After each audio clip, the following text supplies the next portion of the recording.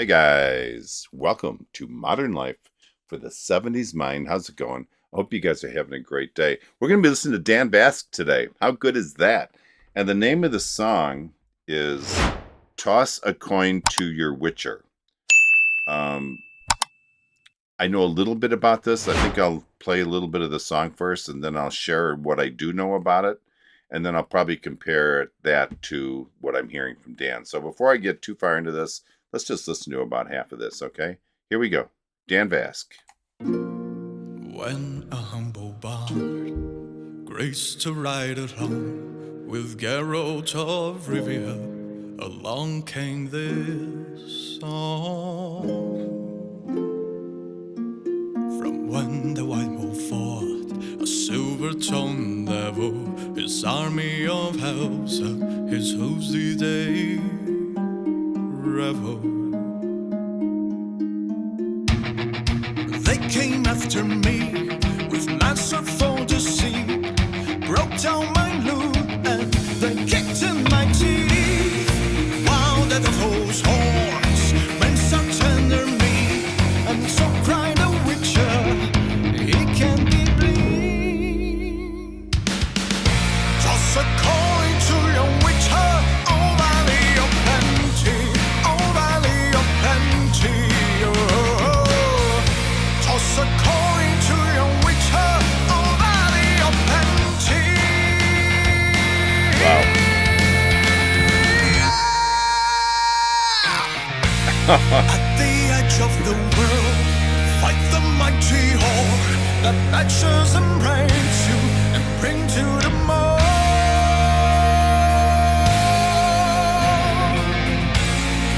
He thrusts every elf far back on the shelf, high up on the mountain from whence he came. He has such good posture when he sings.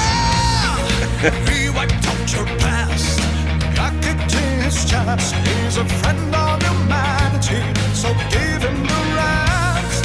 That's my epic tale, a champion prevailed, defeated the villain, now buy him some hell. Toss a coin to your witcher, oh valley of plenty, oh valley of plenty, oh.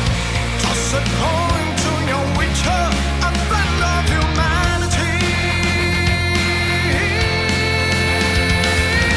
Toss a coin. Okay, let's pause this because the song's going to be over. I'll back it up just a bit. Okay. Wow. Okay, so going back to what I was talking about earlier, researching this, it was clear that this song originated from, I think it's a Netflix series called The Witcher. Don't hold me to that, but I believe that's what it is. And there might also be a video game named after this. I don't really know. But when I found out that this was a remake, I went ahead and I researched it. And I did find the original and I listened to that. So, like the original, Dan started in like a lighter tone. The original was much lighter through the whole song. But at the beginning, I'm like, okay, maybe he's going to stay kind of true to the original version. What a fool I am. By the time we hit that second section of what he was singing, he really kicked up the intensity like big time. And it's that increased intensity, I think, that just really progresses the song and just drives us into the music and really, you can't help but be drawn into it. I feel like I'm watching a singing lesson every time I'm watching Dan perform. His vocal progression, his breathing, his watching his mouth move, and even his darn great hair, which I'm extremely jealous of. You could probably learn so much from Dan, just like I said, just watching his mouth. I mean, he is so expressive when he sings. I don't know anybody else that does this at this level. There are other singers that clearly do this, but his mouth movements are so exaggerated that it's just really interesting to watch. Wonderful. And not only his vocals, it's that driving instrumental guitar sound that keeps the song advancing as well. that dun, dun, dun, dun, dun, dun, dun, and it was something along that lines. And I know the first thing that popped into my mind when I heard that was Eye of the Tiger, because Eye of the Tiger had kind of the same thing, and that's what it reminded me of. So, all right, let's play this to the end. This is, do I even have to say it? This is really good. No surprise. It is Dan Vasc we're listening to. So here we go. Calling to your witcher, a friend of humanity. Toss a coin to your witcher, oh valley of plenty, oh valley of plenty. Ah. Toss a coin to your witcher, a friend of humanity. Wow. Holy cow. Oh my God.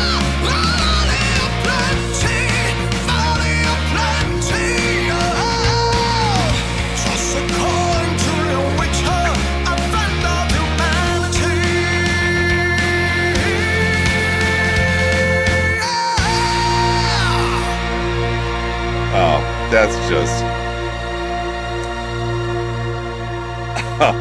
Hey, All my right, friends, it's great to see you today. For those of you who don't know, I'm very passionate about the Witcher franchise. I think Witcher 3 is a strong name for the best game of the last decade, in my opinion. But hey, let me know down in the comments below if you want me to do more Witcher songs. There's still Priscilla's song from the game, there's still the song of the White Wolf from the show. Let me know below what should be next. For those of you who are new here, well, first of all, welcome. Feel free to browse around in the channel. We're all about powerful music over here, especially power metal, heavy metal in general, and rock and roll. I hope to see you next time. Until then, my friends, have yourselves an epic day. All right, so, you know, when I do these reactions, I really, these reactions are about the artist, so I wanted to make sure I play that end part. Make sure, and I don't say this probably enough, when you're watching these videos, I always supply a link to the original video. Go to those links, check it out, give them a thumbs up, subscribe, do what you have to do, but support the artist, because that's why we're here. And we're not here because of me. We're here because of these artists, and he just deserves everything that he gets as far as praise with his singing. He actually went up an octave, I think, a couple times during this song. I'm pretty sure he went up right from the start. And then that at the end, what the heck? I especially noticed at the very end when he hit that incredible note. I never thought he would hit another octave after he went up. I know he has that high, he can hit those high notes, but then not only did he hit that, he started singing in that same octave, which was crazy. I didn't expect that, not even a little bit. I expected something, but just not that. After that note, he had this crazy smile on his face because he just knew. He flat out knew that he nailed it. Now, after hearing Dan's take on this song and comparing it to the original, I think the metal version of this just had to be made. There was no doubt, and I can see now why he put this together. Throwing in those electric guitars and the drums just made this version incredibly special, and all I can say is amazing. This is yet another example of what crazy good, crazy talented artist that Dan Vasc is. Wow. Okay, so I'm going to have a lot to say in final thoughts. This is just, I'm just touching on the very top of things. So let me get my headphones off. Let me get some thoughts together here, and I will be back for final thoughts. Hold on. All right, everyone. Welcome back to Final Thoughts.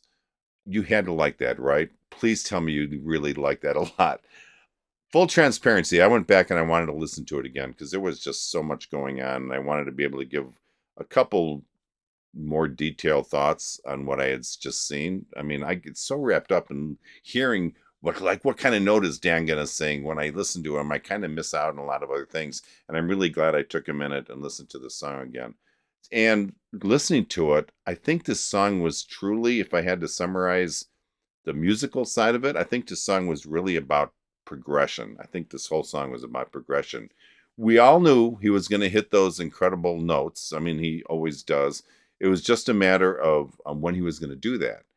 And he creates this, I think, this anticipation. Even that, I still get shocked when I hear him hit these notes. You expect it, you know it's going to happen, but my jaw still drops when I hear these notes. It's really crazy.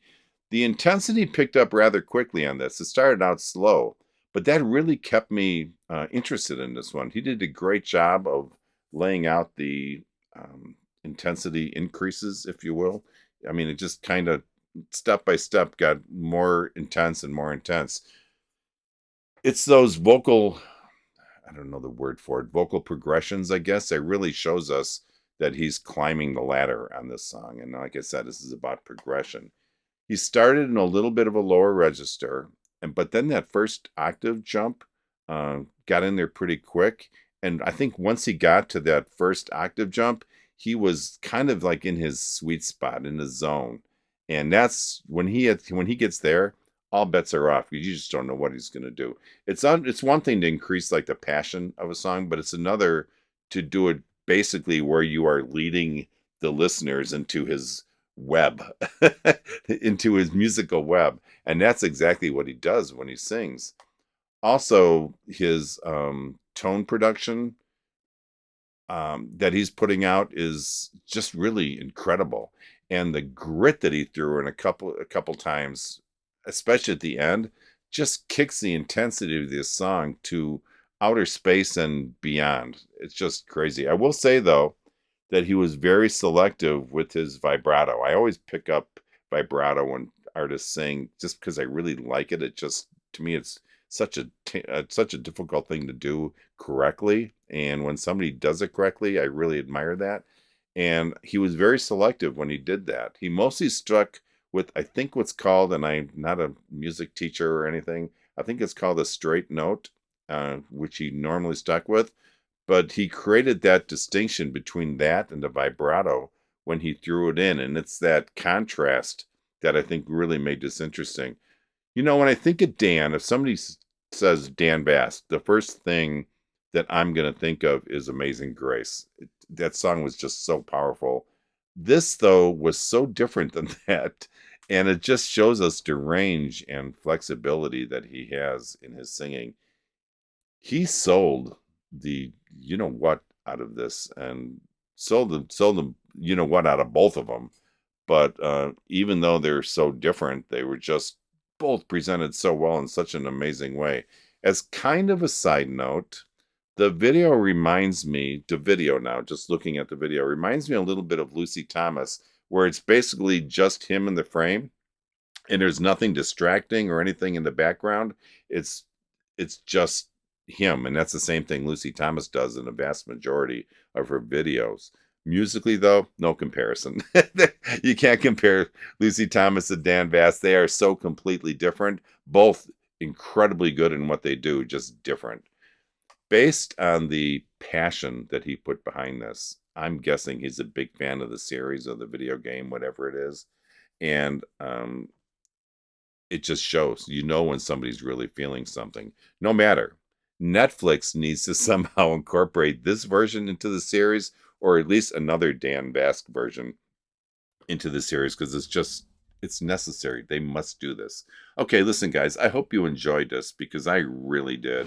Never go wrong with a Dan Vasc song. If you did, please give me a thumbs up, and if you would click that notification bell, that way you'll be notified anytime I release some new content.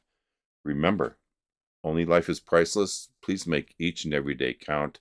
God bless all of you. Peace out. Talk to you next time. Bye-bye.